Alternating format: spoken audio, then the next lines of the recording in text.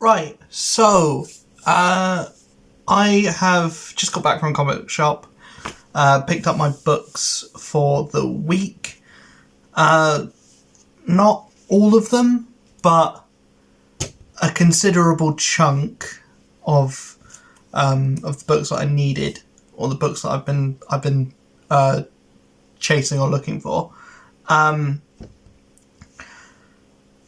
So I'm just going to list through them. I used to do comic book hauls quite regularly, back when before I moved, but I haven't actually done a comic book haul video. I've been getting most of my books pretty much digitally. I've been getting pretty much all of my books digitally for the last 3 years.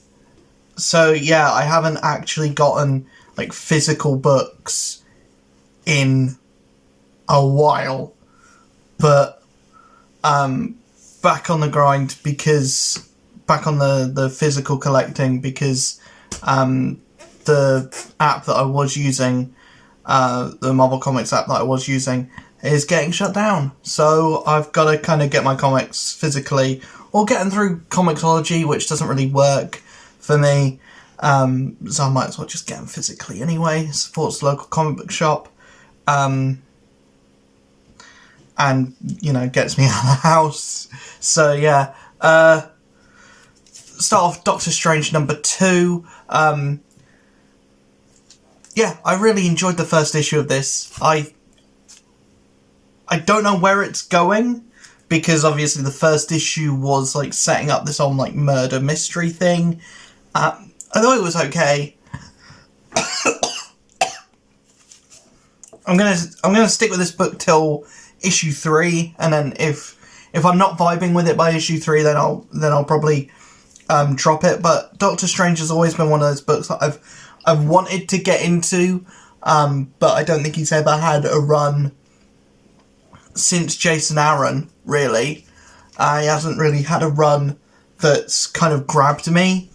But yeah, hopefully this is the run to do it, because Jed MacKay's been doing pretty well on Moon Knight, and he's been doing really well. Apparently his first issue of Avengers is quite good. I haven't been able to pick that one up, but you know, his Moon Knight has been keeping my interest, so hopefully this can be up to par with that.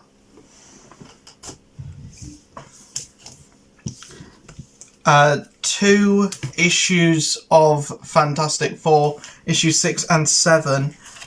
Issue 7 seems a little bit thicker. I'm not sure why that is, but we will find out when I come to read them. But yeah, I've been really enjoying this run. Nothing too special. I just really like the way that the Fantastic Four's powers are being presented, and it's books like this that make me really excited for when, like, a Fantastic Four movie's coming out or something, because the Dan Slott run was very hit or miss, so I'm hoping this continues the way it's been going, because it's been like one and dones, but they've had a flow through of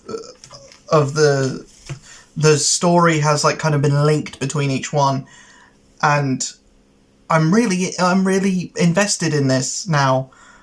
So hopefully it keeps my interest and doesn't go off the rails anytime soon, because Fantastic Four books, they can kind of go off the rails a little bit sometimes. We then have Ghost Rider number 14. This has been a book that I've been very patient with.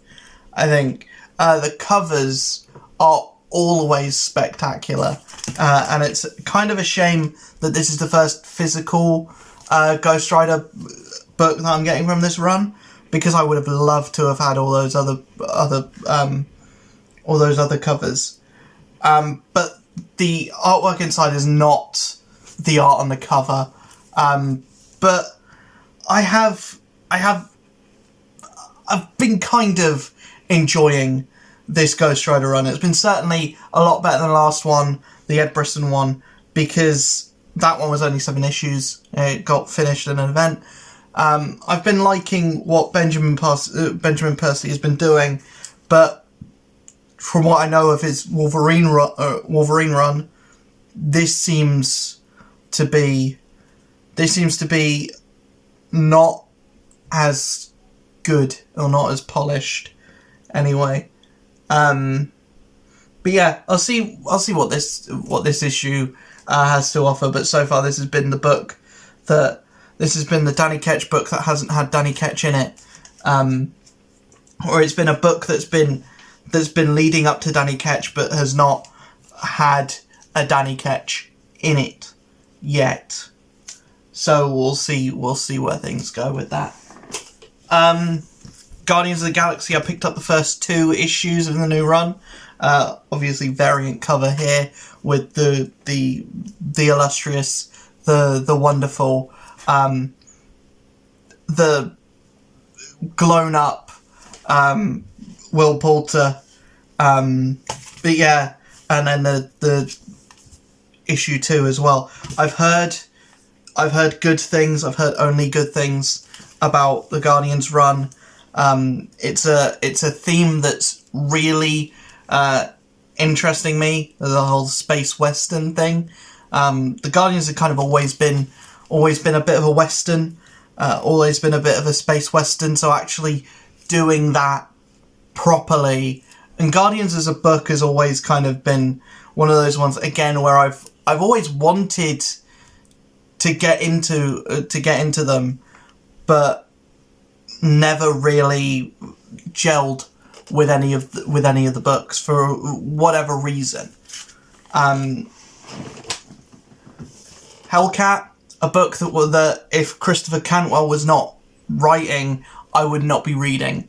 The only reason why I'm reading this is because Christopher Cantwell's name is on it, and the first issue was absolutely brilliant. And I think, hopefully, 5-issue miniseries, I'm very excited to see where they take the character, what they do with the character. Also, Sleepwalker's in this, another character that I would never read a comic that he was in if Cantwell's name was not on it.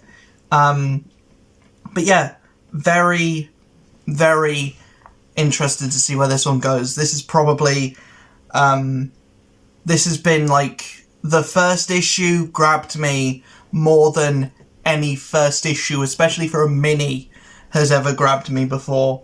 Probably since like the Secret Wars days, and that's saying something. So yeah, I'm really excited for where Hellcat goes. And again, it's a character that I've had no prior interest in, but I really like the voice that Cantwell has for Hellcat. I liked his voice for Hellcat in the Iron Man book. And speaking of Iron Man, Invincible Iron Man number 5, I've been really enjoying Duggan's work on this. Also, anytime we can get Emma Frost on a cover is pretty good. We're laughing, boys, we're laughing. But anyways, Iron Man has been great from pretty much issue 1 of the Cantwell run to now. It's been a pretty successful book. Yeah, I really like where this is going, giving him a new villain that has ties to the X-Men, and also kind of tying him into the X-Men as well, but without making it an event, without making it necessary to have read both books. Kind of everything that you need to know about his new villain is explained in this. It just happens to be that it's stuff that has been explained in X-Men before as well, but X-Men is not required reading to understand what's in this. It's just kind of like it's a crossover without it being a tie-in kind of thing. It's just X-Men characters pop up in this book occasionally, but you don't need to have read X-Men to understand what's going on in there. So yeah, those are the books that I picked up today. I will get a review video out before the end of the week. Obviously, not all of these books were this week's, were new books for this week. And obviously, this is a Tuesday that I'm recording this, not a Wednesday. I probably should have popped into my comic shop tomorrow, but, you know, out of money now. So, yeah, I'll